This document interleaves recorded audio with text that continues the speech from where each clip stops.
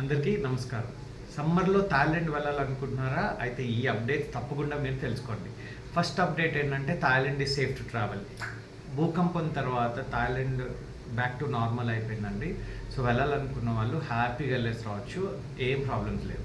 Second వచ్చేసి మే తర్వాత వెళ్ళాలనుకున్న వాళ్ళందరికీ థాయిలాండ్ డిజిటల్ అరైవల్ కార్డ్ అనేది ఇంట్రడ్యూస్ చేసింది. సో మే ఫస్ట్ తర్వాత అంటే మే ఫస్ట్ నుండి యాక్చువల్లీ మే ఫస్ట్ నుండి థాయిలాండ్ డిజిటల్ అరైవల్ కార్డ్ అనేది 3 days ముందు మనం ఆన్లైన్లో ఫిలప్ చేసుకొని వెళ్ళాల్సి ఉంటుంది. సో ఇది ఇమిగ్రేషన్ ప్రాసెస్ని స్పీడప్ చేయడానికి థాయిలాండ్ ఇంట్రడ్యూస్ చేసింది. మనందరికీ తెలుసు visa on arrival and visa is free. But 3 days ముందు మాత్రం ఈ కార్డ్ అరైవల్ కార్డ్ అనేది మనం ఫిలప్ చేసుకొని వెళ్ళాల్సి ఉంటుంది.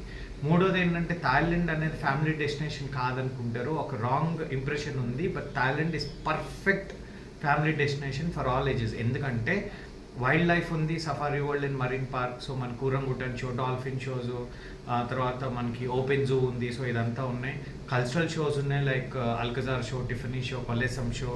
అలా కాకుండా వాటర్ యాక్టివిటీస్ ఉన్నాయి లైక్ కోరల్ ఐలాండ్. అది కాకుండా ఒక యూనిక్ ఎక్స్పీరియన్స్ ఉంది, ఫ్లోటింగ్ మార్కెట్.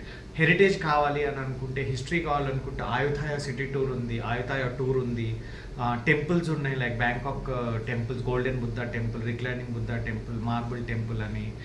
సో అది కాకుండా మనకి థీమ్ పార్క్స్ ఉన్నాయి, dream world theme park. So ఇట్లా అన్ని జనరేషన్స్కి, అన్ని ఏజ్ గ్రూప్స్కి కంఫర్టబుల్గా ఒక full family destination Thailand. So మీరు థాయిలాండ్ అనేది ఒక నైట్ లైఫ్ని బేస్ చేసుకొని ఇది ఫ్యామిలీ వెళ్ళేది కాదు అని మాత్రం ఫీల్ అవ్వకండి. థాయిలాండ్ ప్లాన్ చేసుకున్న వాళ్ళందరూ ప్లీజ్ ఒక ఫ్యామిలీ మొత్తం ఫ్యామిలీని తీసుకొని వెళ్ళి హ్యాపీగా ఎంజాయ్ చేస్తారండి. మొక్కలు ఒకవేళ ఇంట్రెస్ట్ ఉంటే అక్కడ చాలా పెద్ద గార్డెన్ ఉంది, నాంగ్ నోచ్ విలేజ్ అని చెప్పి. సో అది కూడా విజిట్ చేయొచ్చు. అది కాకుండా మీరు ఒకవేళ బీచెస్ అవి ఎంజాయ్ చేయాలి, ఎక్స్క్లూజివ్ బీచెస్ అది వెళ్ళాలనుకుంటే మీరు ఫుకెట్ కరాబీ ట్రై చేసుకోవచ్చు. లైక్ హాట్ వాటర్ స్ప్రింగ్స్ కూడా ఉన్నాయి కరాబీలో. సో అది కాదు, ఎండాకాలం వస్తుంది, సో బీచ్ అన్న సిటీ అన్న ఎండలు బాగా మండిపోతున్నాయి. సో మనం సమ్మర్ని అవాయిడ్ చేయాలి అని అనుకొని బట్ స్టిల్ థాయిలాండ్ వెళ్ళాలనుకుంటే బ్యూటిఫుల్ హిల్ స్టేషన్స్ ఉన్నాయి, చియాంగ్ మై, చియాంగ్ రాయ్ అని. అక్కడ కూడా మనకి జూస్ ఉన్నాయి, జూ ఉంది, వైల్డ్ లైఫ్ ఉంది, ఎలిఫెంట్ పార్క్స్ ఉన్నాయి, అట్లానే మనకి బొటానికల్ గార్డెన్స్ ఉన్నాయి, వాటర్ ఫాల్స్ ఉన్నాయి.